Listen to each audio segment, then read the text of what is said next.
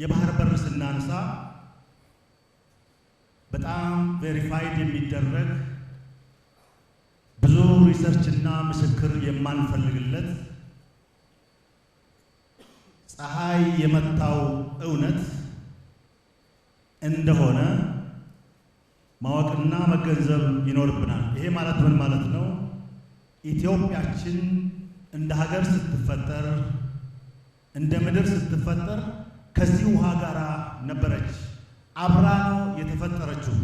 ከውሃው ጋር ነው የኖርነው፣ ከባህር በር ጋር ነው የኖርነው የሚለው ነገር እዚህ መድረክ ላይ አይደለም፣ በዓለም መድረክ እንደ ጀስቲፊኬሽን አቅርበን የምናሸንፍበት ቁልፍ ጉዳይ ስለሆነ ሁሉም ኢትዮጵያዊ ይሄን መድረክ የሚሳተፈው ተሳታፊ ሁሉ ይሄን እውነት መቀበልና እንደገና ኢንተርናላይዝ ማድረግ ይጠበቅበታል። ምክንያቱም ዋናው መነሻችን በዓለም መድረክም ስንቀርብ ይሄ ነው። ታሪካዊ ትስስር አለን የሚባል ነገር ይሄ ነው። እዛ ነበርን፣ አብረን የተፈጠርነው፣ አብረን የኖርነው፣ አብረን ነው ዘመን የተሻገርነውና ይሄ እውነት እውነታችን ነው። ይሄ እውነት ሐቃችን ነው። ይሄ እውነት ልንነጠቅ የሚገባ እውነት አይደለም የሚለውን ሁሉም ሰው መያዝ አለበት። የመጀመሪያው ፖይንት ይሄ ነው። እንደ አዲስ የሆነ ሰው አይነግረንም ማለት ነው እና ሁላችንም ይሄ ውሃ ሲፈጠር ከኢትዮጵያ ጋር እንደተፈጠረ ቁጥር አንድ የእኛ ማማገቻችን እንደሆነ አስቦ በዛ መልክ መያዝ አለበት። ሁለተኛው ነገር ደግሞ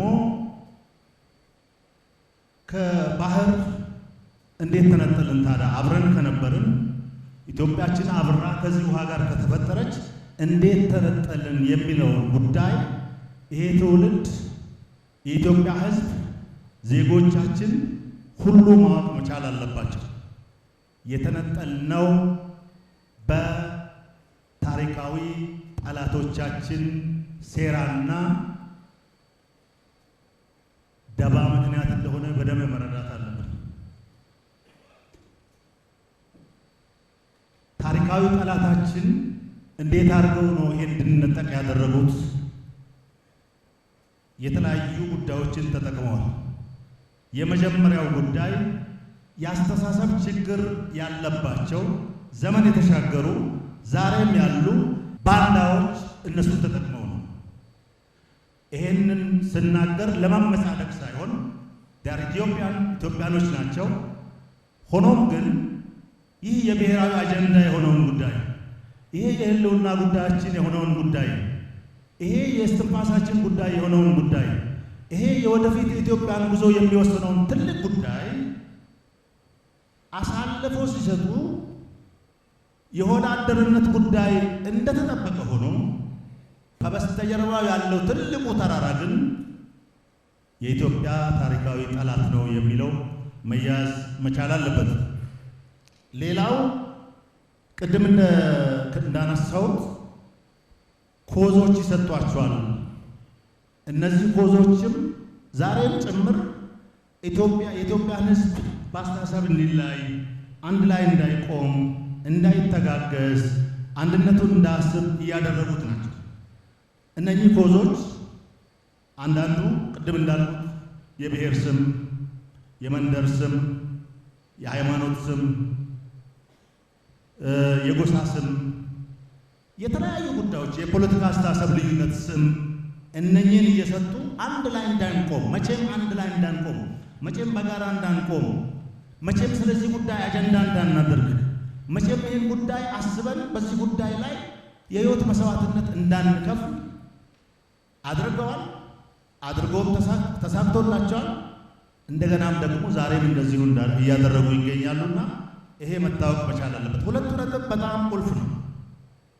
ታሪካዊ ጠላት ባለቤቱ ነው። ማሳለጫው የሀገር ውስጥ ባንዳዎች ናቸው።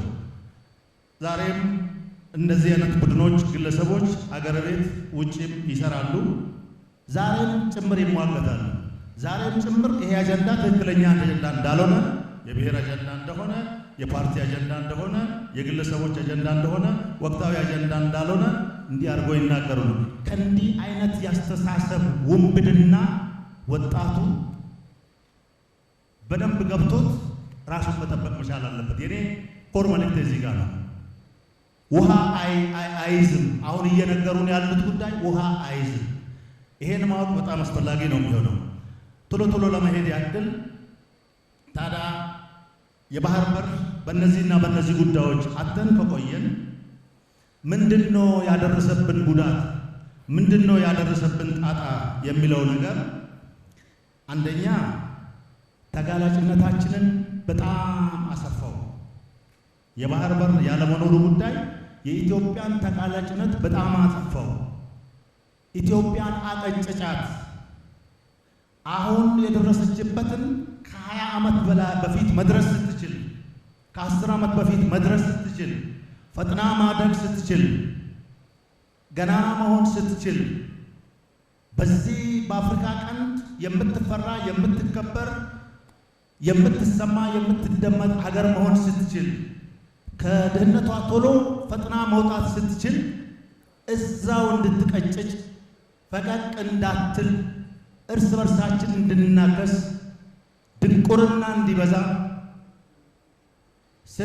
ስለ ሀገራችን ስለ ኢትዮጵያ አፋችንን አውጥተን ከፍተን እንዳንናገርና ዓለም እንዳያዳምጠን ሆኖ ቆይቷል ለብዙ ጊዜ።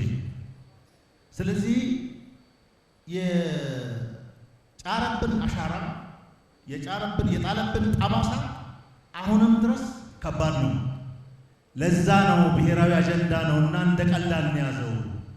ዝም ብለን ኢትዮጵያ በዚህ ቻሌንጅ ውስጥ ማለፍ ስለነበረባት አልነበረም ያለፈችው እንዲህ አይነት ጠባሳዎችን ጥሎብን ስለነበር ነው። ዳግም ሌላ ጠባሳ ጥሎብን ትውልድ እንዳይጠፋ ኢትዮጵያ ኤግዚስት ከማድረግ ወደ አለመኖር እንዳትቀየር ዛሬ ያለው ትውልድ አሁን ላለው ትውልድ መልእክት ሰጥቶ ይሄን ስንቅ አስታጥቆ ሪጌን ማድረግ አለብን የሚባለው በዚህ ምክንያት ነው። አደጉ የሚባሉ ሀገሮች፣ የሆነ ቦታ ደረሱ የሚባሉ ሀገሮች የሆነ ትውልድ የሆነ ነገር ተሸክሞ ነው እዛ የደረሱት። ትውልድ የሆነ ነገር ሳይሸከም ባይፓስ የሚደረግ ወይም ደግሞ አንዱን ሁለቱን ዘለህ የምትደርስበት እድገት የለም። ስለዚህ ልናስብ የሚገባው አሁን እየተሸከምነው ያለው መከራ ተግዳሮት የጊዜው ነው። የተሸከምነው በግለሰቦች ምክንያት አይደለም፣ ባለቤት አለው። ፈረሶቹ አገር ቤት ቢሆኑ ባለቤት አለው። አሁን ተሸክመን ካላለፍን በሚቀጥለው ትውልድ ከዚህ የባሰ ነገር ይመጣል።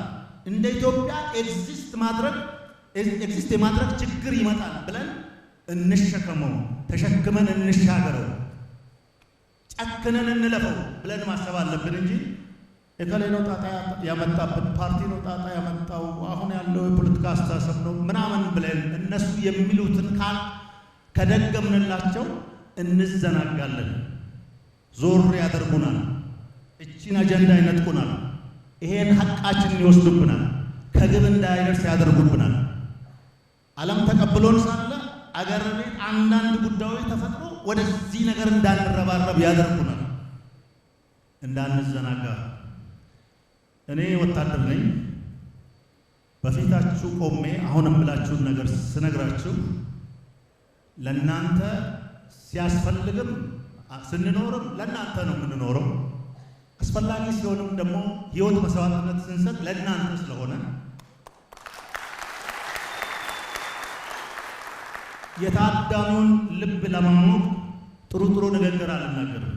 እየነገርኳችሁ ያለሁት ሁሉ እውነት ነውና ጨከን ብለን ሰብሰብ ብለን ብሔራዊ አጀንዳ ነው ብለን እንሻገረዋለን ብለን እናገኘዋለን ብለን ነገ ቀን ይወጣልናል ብለን ይለወጣል ይሄ ጉዳይ ብለን በተለይ ዓለም ከኛ ጋር ቆሟል የሚለውን ሰንቀን ይሄን ነገር እጃችን ላይ ማስገባት አለብን። እዚህ ጋር ቆሜ የምነግራችሁ በድፍረት ይሄ ነገር እጃችን ላይ ይገባል። ወጣት ሆይ፣ እዚህ ያላችሁ ታዳሚዎች ሆይ፣ ጊዜው አሁን ነው። ይሄን ነገር ሪጌን የምናደርግበት ጊዜው አሁን ነው። አመሰግናለሁ።